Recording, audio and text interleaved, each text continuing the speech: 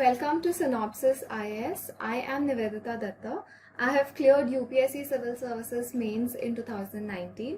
ये हमारा special course है जो कि है 90 डेज का कोर्स एंड जिसमें हम वो सारे टॉपिक्स कवर करेंगे कॉम्प्रिहेंसिवली और फोकस्ड वे में, ताकि आपकी तैयारी बहुत इजीली पूरी हो जाए and you don't have to go and look for other books and other sources. अब हम शुरू कर रहे हैं एनवायरनमेंट के साथ आज, और पहला लेक्चर है ये एनवायरनमेंट का.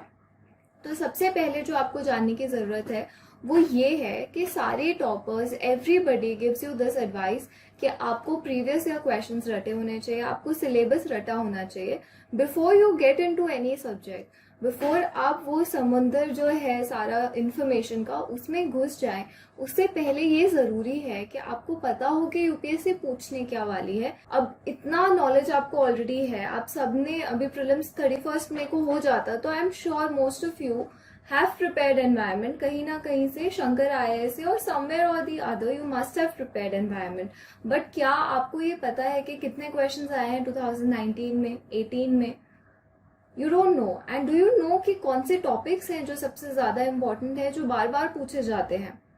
So you don't know that. If you don't know that और आपने पूरी शंकर IAS 5-6 बार पढ़ ली, उसका फायदा नहीं है. So I will make sure कि you know that much कि आपके environment के questions गलत ना हो. Okay? So let's start with आज का lecture, the first lecture, जहाँ पे हम कुछ key terms को समझने की कोशिश करेंगे. इकोलॉजी क्या होता है? तो ये क्वेश्चन 2015 में पूछा गया है directly. They have asked which of the following describes an ecosystem. Okay? So these definitions के इकोलॉजी क्या है, environment क्या है, इकोसिस्टम क्या है, all of this is very important. तो जल्दी से शुरू करते हैं. The first one is ecology. Okay, so जब भी किसी भी वर्ड के आगे लॉजी लगा होता है, that means it is a scientific study. तो इकोलॉजी होता है scientific study of ecosystem. Okay, ecosystem हम पढ़ेंगे आगे क्या होता है, बट इकोलॉजी जो होता है वो साइंटिफिक स्टडी होता है. और ये क्या स्टडी करता है? तो जो बहुत सारे ऑर्गेनिजम्स हैं, ह्यूमंस हैं, इंसेक्ट्स हैं, प्लांट्स हैं, एनिमल्स हैं, वो कैसे एक दूसरे के साथ इंटरैक्ट करते हैं विथ देयर फिजिकल एनवायरनमेंट. एक दूसरे के साथ इंटरैक्शन और एनवायरनमेंट के साथ इंटरैक्शन को जब हम स्टडी करते हैं, जब हम उसको लॉजिकली अंडरस्टैंड करते हैं, तो उसको बोलते हैं ecology. This term was introduced by Haeckel, who was a scientist, and ये बहुत इंटरडिसिप्लिनरी फील्ड है ecology. And then we have two components जो कि हम बचपन से ही पढ़ रहे हैं, बायोटिक कॉम्पोनेंट्स यानी कि सारे लिविंग कॉम्पोनेंट्स, एंड एबायोटिक यानी कि सारे नॉन लिविंग कॉम्पोनेंट्स जो होते हैं उनको हम बोल रहे हैं. आगे देखते हैं और डेफिनेशंस को. So next is environment. Environment क्या होता है? जो भी चीजें हमें सराउंड कर रही हैं उसको हम एनवायरनमेंट बोलते हैं. तो हमने काफी बार साइंस में एक्सपेरिमेंट्स किए होंगे 10th क्लास में, जब हम एक पेट्री डिश लेते हैं और इसके अंदर हम एक स्पेसिमेन डालते हैं और फिर इसकी कैलकुलेशंस करते हैं. तो हम प्रेशर, टेम्परेचर सब कुछ लिखते हैं कि इसके सराउंडिंग का क्या स्टेटस है. तो इस स्पेसिमेन का सराउंडिंग यानी कि एनवायरनमेंट क्या है? तो पूरा रूम, उसके आसपास का everything that surrounds it. Similarly if there is a human being, तो उसके आसपास का everything, the soil, the air, the atmosphere, जो आसपास के लोग हैं और जो पेड़ पौधे हैं, light that is coming from the sun, all of this is the surrounding environment of an individual. तो आपके अलावा आपके बाहर का जितना भी सब कुछ है, जो भी आप इमेजिन कर सकते हैं, चाहे वो लिविंग है या नॉन लिविंग है, वो आपका एनवायरनमेंट है. Okay, so environment is everything that surrounds you. और ये सम टोटल है सारे लिविंग नॉन लिविंग कॉम्पोनेंट्स का, इन्फ्लुएंसेस, इवेंट्स, ये सबका ही जो है सम टोटल होता है. एनवायरनमेंट स्टैटिक नहीं होता, ये हम सबने एक्सपीरियंस किया है. मौसम बदलते रहते हैं. There are various things that keeps on happening in our environment. आप अगर अपने घर के बाहर देखेंगे तो हर हफ्ते में आप देखेंगे कि जो पेड़ हैं या पौधे हैं या everything that keeps on changing, कुछ भी कांस्टेंट नहीं रहता है, कुछ ना कुछ चेंजेस हमेशा चलते रहते हैं एनवायरनमेंट में. और इसलिए हम बोलते हैं कि environment is not static but it keeps on changing. सिर्फ नेचुरल एनवायरनमेंट नहीं होता है, पॉलिटिकल एनवायरनमेंट भी होता है, कल्चरल एनवायरनमेंट भी होता है. हम एक एग्जाम्पल लेंगे फिश का. तो जो फिश है, suppose this is a fish, तो कहाँ रहेगी वो? Inside water. तो हम देखेंगे कि फिश के दो एनवायरनमेंट हम बोल सकते हैं, एक तो एक्सटर्नल एनवायरनमेंट हो गया और एक इंटरनल एनवायरनमेंट हो गया। तो एक्सटर्नल में हम क्या देखेंगे, पानी है, we have water, okay, and we have planktons. Fish क्या खाती है, so they will have small aquatic animals called planktons, तो वो खाएगी, so that is also there in its ecosystem. Then we have marine pollution, so we are discharging a lot of waste, so there is pollutants also in its external environment. और internal environment कैसा है उसका, तो relatively stable है, अंदर जो भी हमारे बायोलॉजिकल प्रोसेसेस है वो चलते रहते हैं, and that is why internally हम फिर भी स्टैटिक है, स्टेबल है, बट एक्सटर्नली काफी ज्यादा चेंजेस होते रहते हैं, and it is a continuously changing process. Okay, we'll see the next definition which is ecosystem. So ecosystem क्या है, तो ये एक community of living and non living components है। दिस इज वेरी इंपॉर्टेंट, मैंने आपको पहले ही बताया था 2015 में ऑलरेडी क्वेश्चन आ चुका है, and so that it is clear कि कितना ज्यादा क्वेश्चन आता है इकोलॉजी से, let me tell you that in 2019 prelims 20 questions have come from environment only.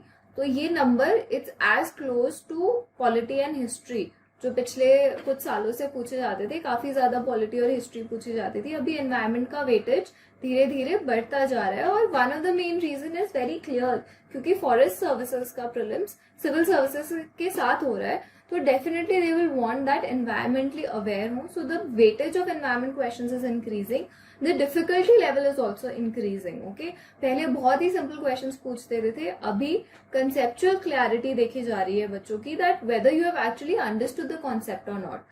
So it's very important कि आप एनवायरमेंट को बहुत ध्यान से सुने और समझे, और बहुत इजीली कवर हो जाता है, बट बहुत छोटा सिलेबस है, बहुत वास्ट नहीं है पॉलिटी हिस्ट्री की तरह, और ऐसा नहीं है कि कहीं से भी क्वेश्चन आ जाएगा, बहुत डिफाइंड सिलेबस है, इसलिए बहुत हाई आउटपुट होता है एनवायरमेंट का। सो इट्स इंपॉर्टेंट कि आप ध्यान से सुने इसको। Okay, let's see ecosystem.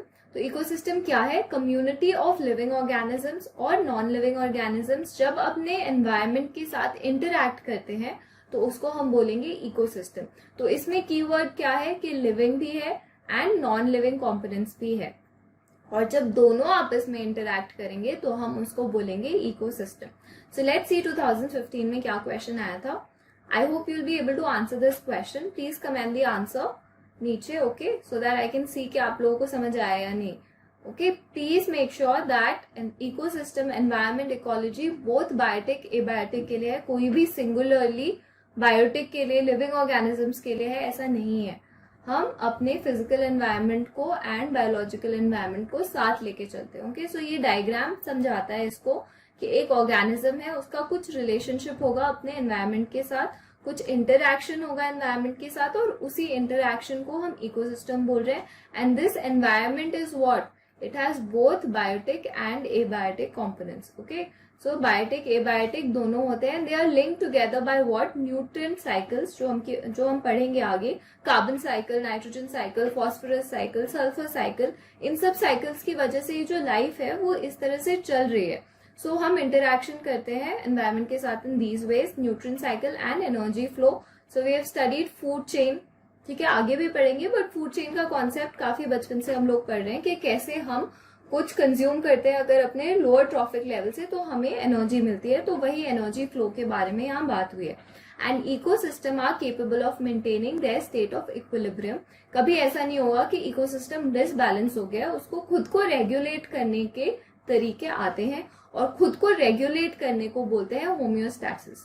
तो काफी सारे इंस्टेंसेस हमने पढ़े हैं, जैसे कि अगर हम बहुत हाई एल्टीट्यूड में क्लाइंब करेंगे तो वहां पे ऑक्सीजन का जो क्वांटिटी है वो कम होता जाता है, तो हमारी ब्रीदिंग रेट बढ़ती जाती है, and there are lot of changes that happens to our body, because हम उस एनवायरनमेंट के साथ खुद को ढालने की कोशिश कर रहे हैं। तो इसी को बोलते हैं होम्योस्टैसिस। हम रेगुलेट करते हैं एक्सटर्नल एनवायरनमेंट के हिसाब से, जैसे बहुत ज्यादा गर्मी लगती है तो हम स्वेटिंग शुरू हो जाती है हमारी, so these are regulating ways. Okay, and this process of regulating is called homeostasis, और इकोसिस्टम भी खुद को रेगुलेट कर सकता है। Okay, moving forward, let's see next जो डेफिनेशन हम पढ़ेंगे, दैट इज इकोटोन। तो इकोटोन क्या होता है, बहुत इंपॉर्टेंट है एंड पूछा गया है यूपीएससी में भी। सो इकोटोन इज अ जोन, ठीक है, tone is a zone, you can remember it like that. So zone किस तरह का जोन है, तो it is a transition zone between two. तो यहाँ पे अगर वाटर है एंड यहाँ पे लैंड है तो बीच में कुछ तो होगा. सीधा वाटर के बाद लैंड नहीं शुरू होगा. There will be something, there will be a wetland, there will be mangroves और देयर विल बी मार्शेस. तो ये जो बीच वाला ट्रांजिशन जोन होता है उसको हम बोलते हैं ecotone. So it is the zone of transition between two or more diverse ecosystems. तो ये अलग अलग इकोसिस्टम है. जो वाटर की इकोसिस्टम है, एक्वेटिक इकोसिस्टम है, वो काफी डिफरेंट है फ्रॉम द लैंड इकोसिस्टम जहाँ पे फॉरेस्ट होंगे, ग्रासलैंड्स होंगे. तो दो इकोसिस्टम के बीच में जब कुछ होता है, कोई जोन होता है, तो वो अलग ही एक इकोसिस्टम बना लेता है अपना खुद का. तो उसी जोन ऑफ ट्रांजिशन को हम बोल रहे हैं इकोटोन. एग्जाम्पल्स देखिए, जैसे कि मैनग्रोव फॉरेस्ट है. It represents an ecotone between marine and terrestrial ecosystem. And examples जैसे हैं grasslands. तो grasslands क्या है, एक तरफ अगर forest है और दूसरी तरफ desert है तो बीच में कुछ तो होगा. सीधा forest से desert तो नहीं होगा. तो बीच में जो होता है zone of transition, that is grasslands. Okay, so we have grasslands, estuaries and river banks. So ये सारे types हैं जहाँ पे transition आता है. ओके, यहाँ के बहुत इंपॉर्टेंट एक कैरेक्टरिस्टिक्स क्या है कि ये नैरो भी हो सकता है, क्वाइट वाइड भी हो सकता है. That is fine. The next thing is number of species and population density is much greater in this zone than either side of the two ecosystem. तो पानी में जितना स्पीशीज है और जितनी लैंड में स्पीशीज है उससे कहीं ज्यादा डाइवर्सिटी और स्पीसीज इस जोन ऑफ ट्रांजिशन में होता है. क्योंकि कुछ ऐसे ऑर्गेनिजम्स होंगे जो वाटर से भी अडेप्टेड हैं, कुछ ऐसे होंगे जो लैंड से भी अडेप्टेड हैं, और दोनों ही टाइप के आपको ये ट्रांजिशन जोन में मिलेंगे. तो यहाँ पे बहुत हाई बायोडाइवर्सिटी होती है और इसी को हम बोलते हैं edge effect. Okay, edge effect मतलब कि आप एज में हैं. ठीक है, आप इमेजिन करिए कि पानी खत्म होने वाला है यहाँ पे, तो ये क्या हुआ, एक एज. यहाँ पे जो है लैंड खत्म होने वाला है, तो ये क्या हुआ, एज. तो इसलिए हम बोल रहे हैं एज इफेक्ट. एज इफेक्ट कहाँ आता है, इकोटोन्स में आता है जहां पे बहुत ज्यादा हाई बायोडाइवर्सिटी है. Okay, so let's move forward. I hope you understood this. Last point देखते हैं. In terrestrial ecosystem edge effect is specially applicable to birds. क्यों? क्योंकि density of birds is greater in ecotone between forest and desert. तो हमें पता है कि जो हमारे बर्ड्स हैं वो फॉरेस्ट में सबसे ज्यादा नहीं होंगे, डेजर्ट में सबसे ज्यादा नहीं होंगे. कहाँ सबसे ज्यादा होंगे, तो वो ग्रासलैंड्स में होते हैं. So this is an example of edge effect. Okay, ecotone आपको कैसे याद रखना है, zone of transition. Okay, now let's come to the next definition जो कि है नीश. तो नीश भी काफी बार पूछा गया है कि क्या होता है नीश. ओके, तो समझेंगे नीश से आपको याद रखना है unique, something that is unique to an individual. अब मुझे अगर किसी एरिया में बैठ के पढ़ना पसंद है, for example I have a corner in my house जहाँ की वहीं बैठ के मैं पढ़ती हूँ, वहीं मेरे को कंफर्टेबल है, तो वो मेरा नीश हो गया. ओके, सो एवरी स्पीशीज, चाहे वो ह्यूमंस हो या फिर कोई और स्पीशीज हो, उनकी एक स्पेसिफिक नीश होती है. Okay, each species have their own niche.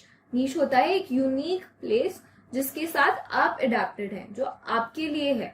So niche is a unique functional role और place of a species in an ecosystem. Ecosystem मान लीजिए कि हमारा घर है, उसका एक कॉर्नर है जहाँ पे आपको पढ़ना बहुत पसंद है, तो ये आपका नीश हो गया. यहाँ पे आप क्या करते हैं, पढ़ाई करते हैं, मतलब कुछ फंक्शनल रोल आप यहाँ पे प्ले करते हैं. तो अभी इस घर को हम मान लेंगे कि ये इकोसिस्टम है और ये जो स्पेशलाइज्ड एरिया है जहाँ पे आप रहते हैं, दैट इज कॉल्ड नीश.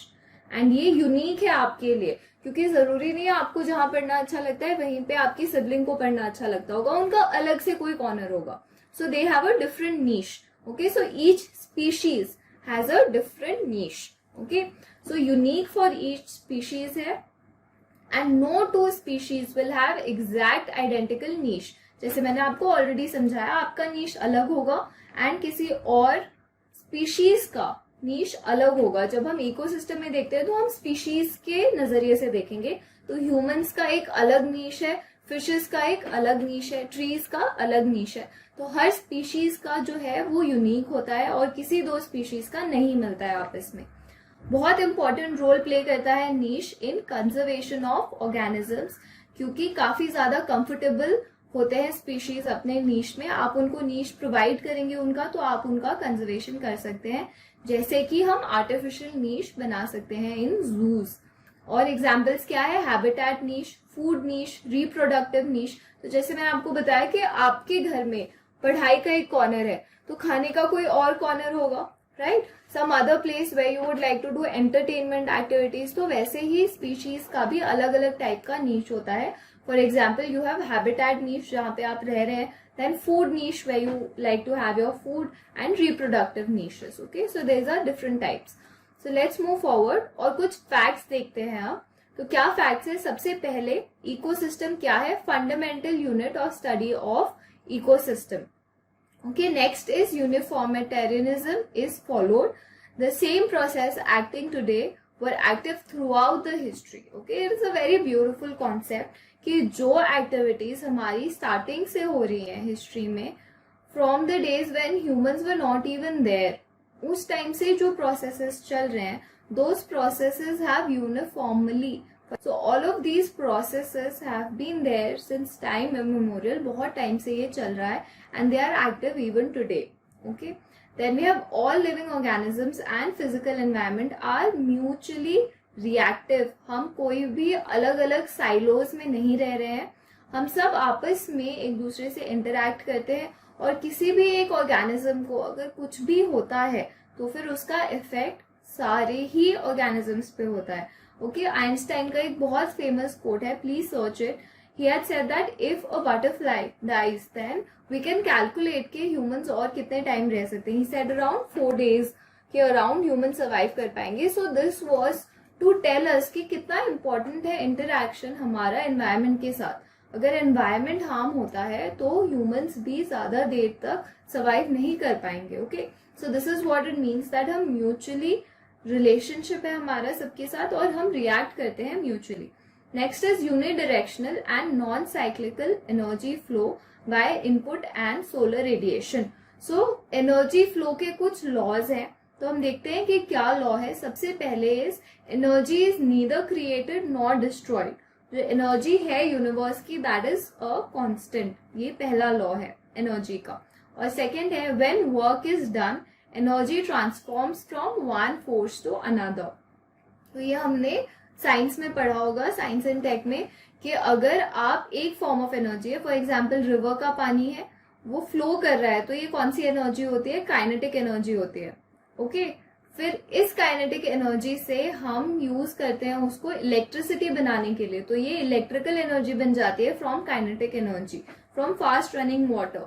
तो इसलिए जब कुछ काम होता है, हम उस पर कुछ प्रोसेस करेंगे, तो एक एनर्जी एक फॉर्म से दूसरी फॉर्म में चली जाती है। फॉर एग्जाम्पल हम फूड खाते हैं, तो that is in a different form, और जब हमारी बॉडी में जाता है तो वो बॉडी उसको प्रोसेस करके हमारे बॉडी को चलाने के लिए डिफरेंट फॉर्म ऑफ एनर्जी लाती है। सो दिस इज हाउ एनर्जी जो है वो ट्रांसफॉर्म होती रहती है जब भी उसके ऊपर वर्क डन होता है। ओके, ज्यादा डीप में नहीं जाना है आपको इस कंसेप्ट को, आपको ये समझना है कि जो एनर्जी फ्लो है वो यूनिडायरेक्शनल होता है। ओके, एक ही डायरेक्शन में फ्लो करेगा, रिवर्स नहीं हो जाएगा, ठीक है। और एनर्जी कभी क्रिएट या डिस्ट्रॉय नहीं होती है, एंड एक फॉर्म से दूसरे फॉर्म में ये ट्रांसफॉर्म होती रहती है। लॉस ऑफ एनर्जी होता है हर ट्रॉफिक लेवल पे। तो अगर आप लोएस्ट ट्रॉफिक लेवल को देखेंगे, for example plants, and then we have humans, and suppose then we have decomposers, तो जो एनर्जी है वो ट्रॉफिक लेवल में बढ़ती जाती है। Okay, loss of energy, plants को बहुत ज्यादा एनर्जी मिल रही है, वो प्रोसेस कर रहे हैं सनलाइट को। जब हम प्लांट्स को कंज्यूम करते हैं तो जो अमाउंट ऑफ एनर्जी हमें मिलती है वो उससे कम है, जो प्लांट्स को मिली थी उससे कम है, तो रिड्यूस होती जाती है ट्रॉफिक लेवल के हिसाब से। So let's move forward and see geochemical cycles क्या होते हैं। तो जियोकेमिकल साइकिल्स हमने डिस्कस किया था, sulphur cycle, carbon cycle, water cycle, ये सारे जो साइकिल्स हैं वो जियोकेमिकल साइकिल्स होते हैं, और ये चीजों को सर्कुलेट करते हैं। तो आपके पास पानी है इन और ओशंस, वो इवेपोरेट होंगे, फिर वो क्लाउड्स बनेंगे, एंड देन वापस से रेन होके नीचे आ जाएंगे। सो this is a very crude example of water cycle. तो ये रिसाइकल होता रहता है बार बार, और इसी को हम बोल रहे हैं कि it circulates matter in the biosphere. Okay, then productivity पे 2 बार प्रीलिम्स में क्वेश्चन आ चुका है. After the end of this lecture I am going to share those questions with you. तो प्रोडक्टिविटी क्या है? तो rate of growth of organic matter by autotrophs, it decreases from equator to poles. तो productivity होता है कि एक area में जो वहां के ऑटोट्रॉफ्स हैं, यानी कि जो खुद से खाना बना सकते हैं, फॉर एग्जाम्पल प्लांट्स, मोस्टली जो है प्लांट्स होते हैं. तो जो प्लांट्स है वो खुद से कितना ज्यादा एनर्जी प्रोड्यूस कर रहे हैं in an ecosystem, that is productivity of that ecosystem. Okay, and जो इक्वेटर है वहां पे काफी ज्यादा प्रोडक्टिविटी है, and as we move from equator to poles the productivity goes on decreasing. Homeostasis we have already discussed. Then we have ecological succession, बहुत important है, इस पे भी प्रीलिम्स में क्वेश्चंस आ रखे हैं. I will share all of these questions जो कि इकोलॉजी से आए हैं. Ecology is the third most important topic in your prelims. ठीक है, सबसे ज्यादा इंपॉर्टेंट क्या है? जो एक्ट्स हैं, कन्वेंशंस है, ट्रीटीज हैं, उसके ऊपर क्वेश्चंस आते हैं. तो वो काफी करंट बेस्ड होते हैं, उसमें 1 या 2 स्टेटमेंट्स.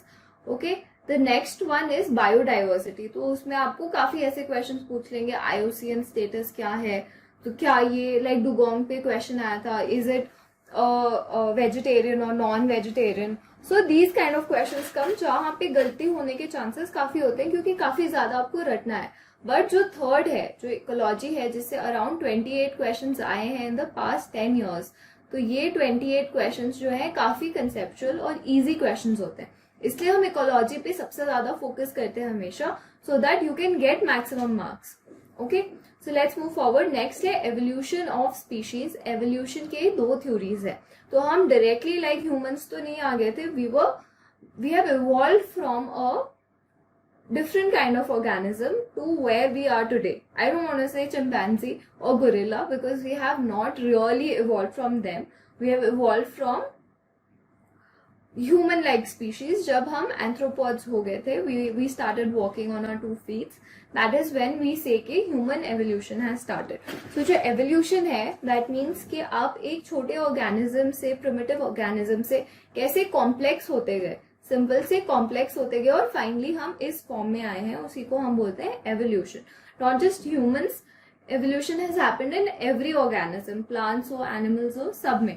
ठीक है, 2 थ्योरीज है एवोल्यूशन के. So the first one is by Charles Darwin, जिन्होंने बोला था natural selection and adaptation and survival of the fittest. तो इसमें सब एग्जाम्पल जो बहुत इजीली सबको याद रहता है इज द जिराफ वाला example, that they did not use to have long neck before. But क्या हुआ, धीरे धीरे बिकॉज बहुत ज्यादा हाइट पे ट्रीज थी, तो to reach their food they use to stretch their neck, and because of that what happened, they started having long necks. So natural selection का ये मतलब है कि जिन जिराफ्स के लॉन्ग नेक्स थे, those were the ones who survived, survival of the fittest. उन्होंने adapt किया खुद को सिचुएशन के हिसाब से, वो इवॉल्व हो गए, उनकी लॉन्ग नेक्स हो गई, and that is why they could survive. तो इसी कॉन्सेप्ट को हम बोलते हैं natural selection and survival of the fittest. जो भी जिराफ ऐसे होंगे जिनके necks are not long, they won't be able to eat anything, and that is why they will not be able to survive. Survive कौन करेगा? जो सबसे ज्यादा फिट होगा, जिसको नेचर सिलेक्ट करेगी, right. So that is Charles Darwin का theory. Next is De Vries theory, which says that theory of spontaneous change, which means कि mutation होता है. So it means that जब हम we evolve from our parents, okay, तो हमारे जो cell divisions होते हैं, that is a very complex biological process, उसमें हमें नहीं जाना है. Meiosis, mitosis, then there is recombination, and then हमारे जीन्स बनते हैं. ओके, एंड हमारे जीन्स डिफाइन करते हैं कि हम कैसे हैं. तो उन जीन्स में अगर कहीं पे भी कुछ भी गलत होगा या बहुत अलग होगा, तो हम हमारी जो कैरेक्टरिस्टिक्स है वो वैसे होंगी. Like you would have seen that some people have different coloured eyes, they have green eyes और ब्लू आईज और ब्राउन आईज. तो उनकी आंखें डिफरेंट कलर्ड क्यों होती हैं? क्योंकि जो जीन है उनका आई कलर का, that is different, and it is possible that उनकी फैमिली में पेरेंट्स को नहीं है, but some distant relative might have that. तो ये जो म्यूटेशन होता है, this is not mutation, this is a slight change of genes. But mutation is जब स्लाइट चेंज हो बट वो बहुत बड़ा इफेक्ट क्रिएट करे, दैट इज म्यूटेशन. तो ये जो स्पॉन्टेनियसली चेंज हो जाता है, दैट इज कॉल्ड म्यूटेशन. जब रिप्रोडक्शन के टाइम पे ऐसा कुछ चेंज आ जाए आपकी जेनेटिक मटेरियल में कि बिल्कुल ही अलग ही स्पीशीज आ जाए, तो that is called mutation. So let's move forward and see के और क्या है फैक्ट्स. तो लास्ट वाला है इकोसिस्टम मॉडिफाइज इटसेल्फ. हमने देखा था कि कैसे मॉडिफाई होता रहता है. तो man alters it.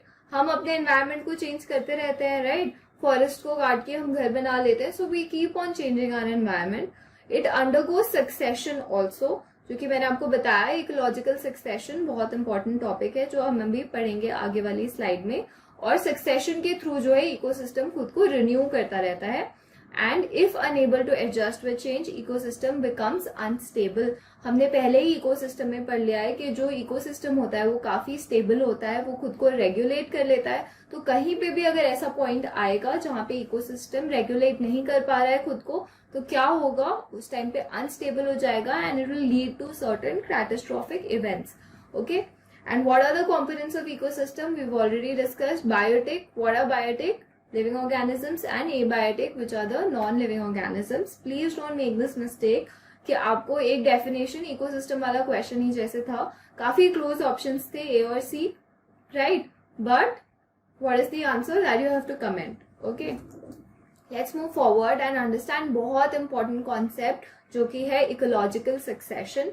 So ecological succession is a community develops through a number of stages from bare area to a stabilized climax community. Okay. So let's understand this कि क्या होता है ecological succession. So ecological succession is कि जो एक environment है, suppose imagine a land which is bare, यहाँ पे कुछ भी नहीं है अभी and soil भी नहीं अच्छे से form हुई है. There are certain mountains and there are certain rivers, but there is no life over here. Okay, these are abiotic factors. कोई भी biotic factor अभी यहाँ पे नहीं है. तो क्या suddenly यहाँ पे चिड़िया आ जाएगी, पेड़ आ जाएगा? No, suddenly it won't happen. What happens is that there are small microorganisms which will come.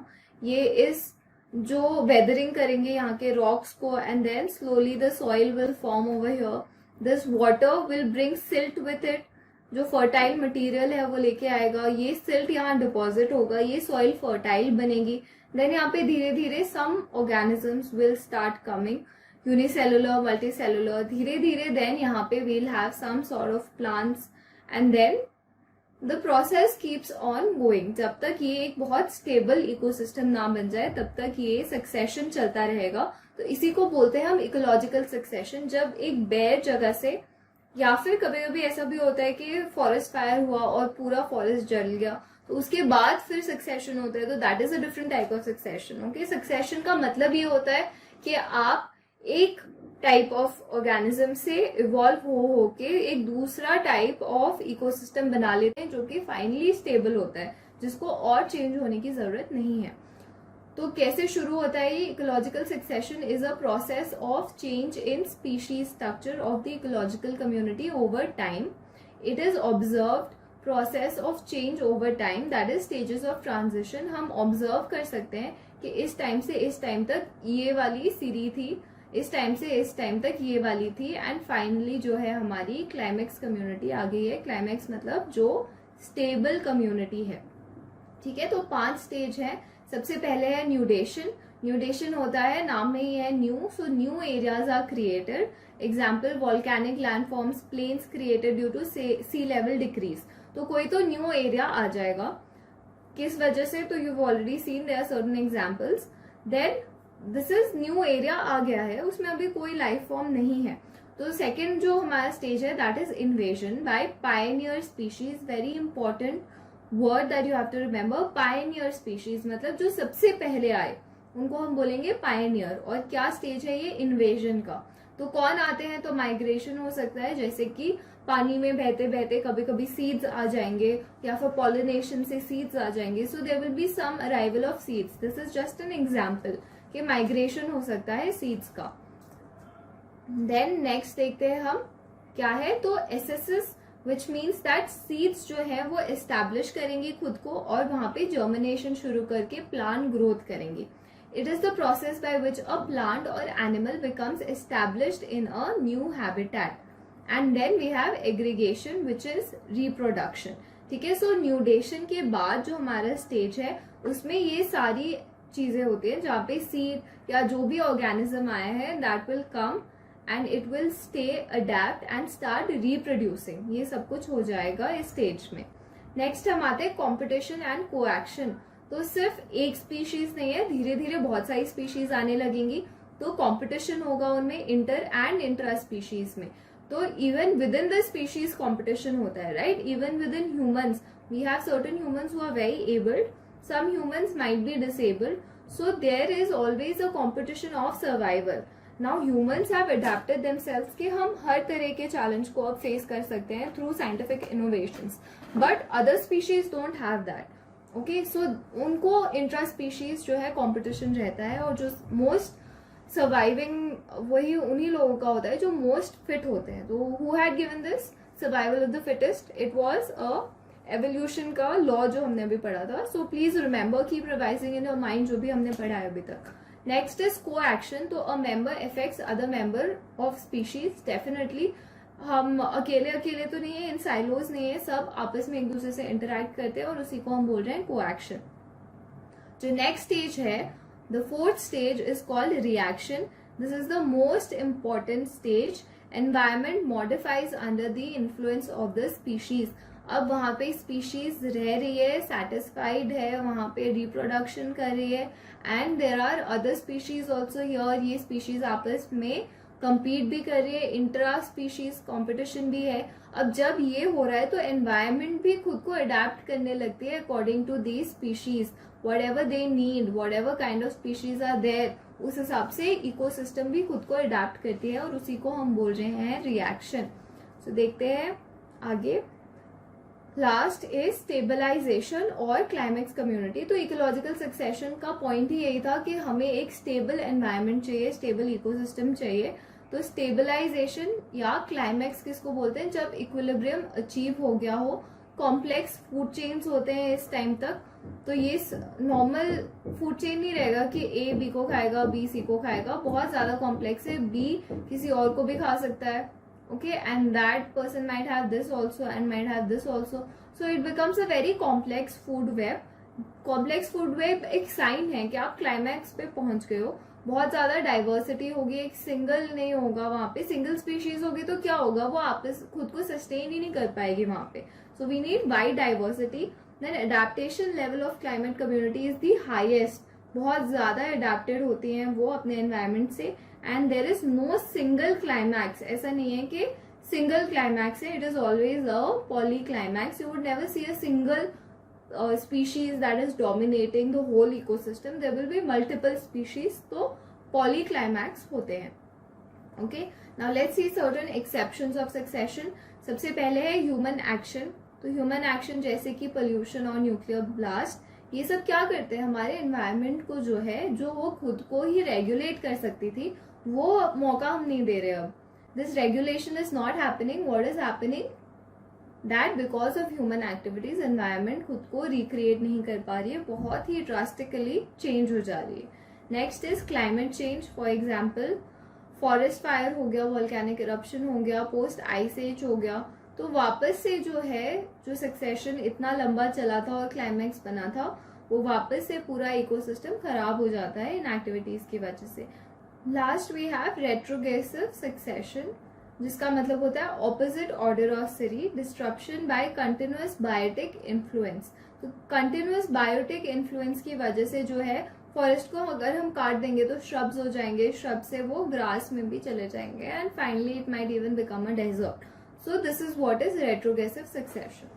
So let's move forward and see कि क्या टाइप्स ऑफ इकोलॉजिकल सक्सेशन है। तो सबसे पहले है primary succession, starts from bare area, जहाँ पे कुछ भी नहीं था वहां पे अगर सक्सेशन शुरू हो रहा है तो that is primary succession. Second one is secondary succession, जो कि होता है लाइफ पहले वहां पे था but because of some kind of destruction, जैसे कि वोल्केनिक एक्टिविटी आ गया and all the whole ecosystem perish. तो in that case what happens is that इसको हम बोलेंगे secondary succession, and for example the example is Krakatoa island. Then we have serial succession. This is very important. So this means that अभी जो हमने ये वाला succession पढ़ा था ecological succession, this was for higher organisms and not microorganisms. Microorganisms कौन से होते हैं? Very small organisms, for example fungi and bacteria. इनके सक्सेशन को हम क्या बोलते हैं? Seral succession. हमारे वाले में सीरी था, दे हैव सेर्यूल, इनके में सेर्यूल सक्सेशन बोलते हैं फंजाई एंड बैक्टीरिया के लिए specifically. Please remember this, okay. And last is cyclical succession, जहाँ पे कुछ बनेगा फिर वो, जैसे फॉरेस्ट है वहां पे फॉरेस्ट फायर आया तो वापस से रिक्रिएट होगा and then forest will again thrive. So that is cyclical succession जो कि होता रहता है. Now let's move forward and see 6 level of organisations in ecology. तो जो हमारी इकोलॉजी है उसको हम 6 लेवल्स में डिवाइड कर सकते हैं, ओके. तो कौन से लेवल्स हैं? सबसे जो नीचे वाला लेवल है जहां से हम स्टार्ट करते हैं, so it's like this and this, बहुत सारे this will make this, then बहुत सारे दिस विल मेक दिस. तो इसी ऐसी चीज को हम बोलते हैं कि दिस इज ऑर्गेनाइजेशन, ठीक है. एक हायरार्की होती है. तो सबसे जो नीचे है that is individual, okay. Individual क्या होता है? एक organism, like I am an individual, right. So organism is an individual living being that has the ability to function independently. जो इंडिपेंडेंटली फंक्शन करे, जो किसी और पे डिपेंडेंट ना हो. डिपेंडेंट इस चीज में नहीं कि हमें कुछ चाहिए ही नहीं, definitely we need some food, but our body is sufficient. If we get energy then it is sufficient to run by itself, and that is why we are an independent organism. Okay, so this is individual. जो एक बंदा होगा that is called an individual, और ऐसा भी हो सकता है individual species. So the whole human beings is a individual species. Single species, अगर species लगा दिया तो individual species हो गया. सिर्फ individual है तो एक एक organism को हम बोल रहे हैं. नेक्स्ट आते हैं population पे, और ये डेफिनेशंस बहुत इंपॉर्टेंट है. You have to understand these definitions, क्योंकि इसी से काफी क्वेश्चंस आपके सॉल्व हो सकते हैं, राइट. सो पॉपुलेशन क्या है? It is a group of organisms usually of the same species. This is very important point कि पॉपुलेशन ऐसी नहीं होती है. जो हमने अभी तक डेफिनेशंस पढ़े थे उसमें ऐसा ही था that one group of organism is interacting with other group of organisms, abiotic, biotic factors. That is what the definitions that we are studying. But population में क्या है? That is different. पॉपुलेशन में same species होती है तो हम population बोलते हैं. हम बोलते हैं human population, bird population. So we are saying specific species की पॉपुलेशन को हम काउंट करते हैं. और स्पीशीज में पॉपुलेशन में एक और इम्पोर्टेंट पॉइंट जो होता है, जो कि स्पीशीज का भी होता है, that they are able to reproduce among themselves. That is why they are a different species. अगर सेम स्पीशीज है इसका मतलब वो आपस में रिप्रोड्यूस कर सकते हैं. If they are different species तो obviously what it means is that they can not reproduce with each other. So population is a group of organisms usually of the same species. This is what you have to remember. Then next is community. अब हम same species की बात नहीं करते. जब हम, आप community और पॉपुलेशन में कंफ्यूज हो सकते हो. तो पॉपुलेशन को याद रखो कि सेम स्पीशीज के लिए होता है, ठीक है. SP साथ में आते हैं in alphabetical order also, so remember it like that population, species, okay, single species. But what happens in a community? तो it is communities, many populations को मिला के community बनती है. तो वहां पे बहुत सारे अलग अलग species होंगे. Community in most instances are named after the dominant plant species. Very important, okay. Dominant जो plant species होगी उसके बेसिस पे हम कम्युनिटी का नाम देंगे. जैसे कि एग्जाम्पल है ग्रास लैंड कम्युनिटी. क्यों? क्योंकि वहां पे ग्रासेस ज्यादा मिलते हैं.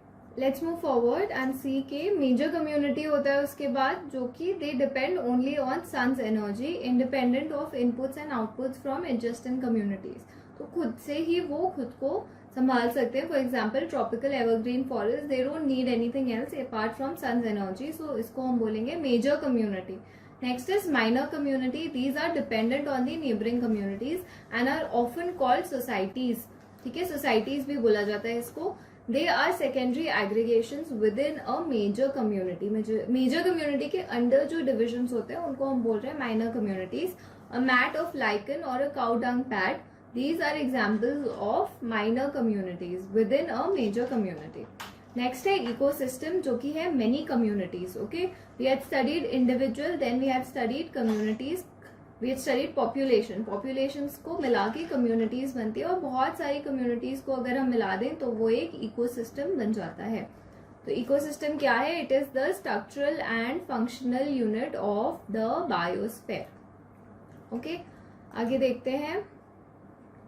अब बायोम क्या होता है? जो terrestrial part of the biosphere है उसको हम डिवाइड कर सकते हैं इनटू एनॉर्मस रीजन्स। बायोस्फीयर क्या है?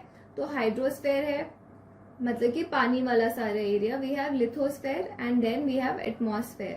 ठीक है, जो हवा है that is atmosphere, lithosphere is the entire land that we have.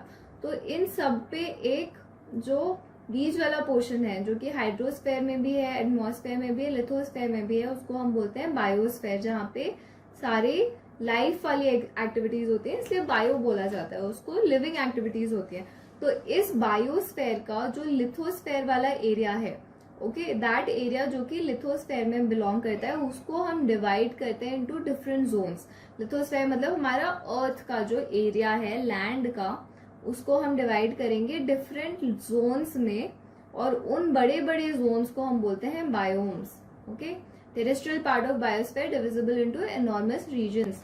No two biomes are alike, सारे बायोम्स अलग अलग होते हैं। The climate determines the boundaries of biomes. What determines the boundaries of biomes? The climate. Temperature and precipitation are most important factors जो कि decide करेंगे कि कौन सी biome कैसी है. Then we have important aquatic zones. So aquatic systems are not called biomes. However, they are divided into distinct life zones. अभी हमने क्या पढ़ा? Terrestrial part. तो जो एक्वेटिक पार्ट है उसको हम बायोम नहीं बोलते हैं, जो अर्थ का लैंड वाला पार्ट है उसी को हम बायोम्स में क्लासिफाई करते हैं। बट जो वाटर में लाइफ फॉर्म्स है उनको भी हम क्लासिफाई कर सकते हैं, बट उनको हम बायोम्स नहीं बोलते, उनको हम क्या बोलते हैं देखते हैं। तो the difference between various aquatic zones are due to what? Biomes में क्या पढ़ा था कि क्लाइमेट की वजह से होता है, टेम्परेचर की वजह से होता है। यहाँ पे किस वजह से होता है? तो salinity, levels of dissolved nutrients, water temperature, depth of sunlight penetration, in reasons के अकॉर्डिंग हम जो एक्वेटिक लाइफ फॉर्म्स हैं उनको डिवाइड करते हैं। For example fresh water ecosystem. Fresh water ecosystem यानी कि किस किस तरह का वाटर होता है? We have fresh water and we have salt water. Salt water होता है हमारे सीज में, ओशंस में। Fresh water we have in rivers, ponds, lakes, okay, ice. So fresh water ecosystem को हम डिवाइड करते हैं लोटिक एंड लेंटिक इकोसिस्टम में।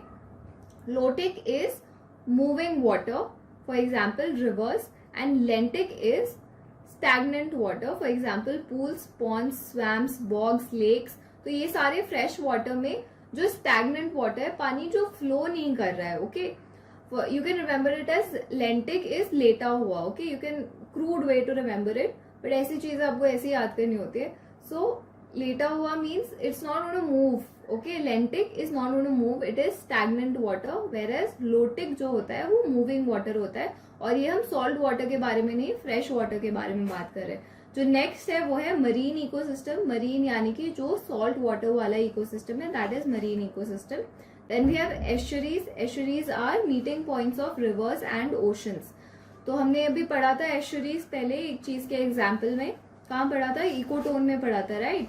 इकोटोन में हमने पढ़ा था, एक एग्जाम्पल था एस्चुरीज। तो ये जहाँ पे रिवर्स और ओशंस मिलते हैं वहां पे ना फ्रेश वाटर होता है ना सॉल्टी वाटर होता है, क्या होता है? ब्रैकिश वाटर होता है, ठीक है, in the transition zone. So this is edge effect, we had already studied. यहाँ पे हाई प्रोडक्टिव जोन होता है जिसको हम बोलते हैं edge effect. Why? Because it is an ecotone. Next we have coral reefs. Coral reefs will study in detail, ये कैसे बनते हैं, क्या होते हैं, okay. And next we have mangroves. तो ये सारे हैं types of aquatic ecosystems, okay. Biomes नहीं होते हैं, बायोम्स किस में होते हैं? टेरेस्ट्रियल में होते हैं। अब फाइनली हम देखते हैं बायोस्फीयर। तो ऑलरेडी मैं आपको ये समझा चुकी हूँ कि बायोस्फीयर क्या होता है, जहां पे एटमॉस्फेयर, हाइड्रोस्फीयर, लिथोस्फीयर का इंटरएक्शन होगा और जहां पे लाइफ होगी उसी को हम बोलते हैं बायोस्फीयर। तो biosphere is the part of the earth where life can exist. It is a narrow layer around the surface of the earth. Living organisms are not uniformly distributed throughout the biosphere. ऐसा नहीं है कि 100 species everywhere around the biosphere, ऐसा नहीं है। अलग अलग जो जोन्स है उसकी प्रोडक्टिविटी अलग अलग होती है, right? The tropical rain forest have exceedingly rich diversity of plants and animals. 50% of the global biodiversity. Biodiversity ज्यादा कहाँ पे है? ट्रॉपिकल रेन फॉरेस्ट में हमने देखा कि बहुत रिच डाइवर्सिटी है प्लांट्स एंड एनिमल्स की। Biosphere is absent in extremes, ठीक है। और यहाँ पे हो सकता है कि आप लैंड, वाटर और एयर का एक मिक्सचर है, बट बहुत एक्सट्रीम हो सकता है पानी बिल्कुल फ्रोजन है, एयर में ऑक्सीजन की मात्रा बहुत कम है। तो ये ऐसी जो एक्सट्रीम चीजें हैं वहां पे बायोस्फीयर, वहां पे लाइफ नहीं हो सकता है, which means biosphere is also absent. For example poles and the highest mountains and ocean trenches, तो ये इतने ज्यादा डीप या हाइट में है कि वहां पे लाइफ सपोर्ट नहीं कर सकते हैं, so we don't have biosphere there.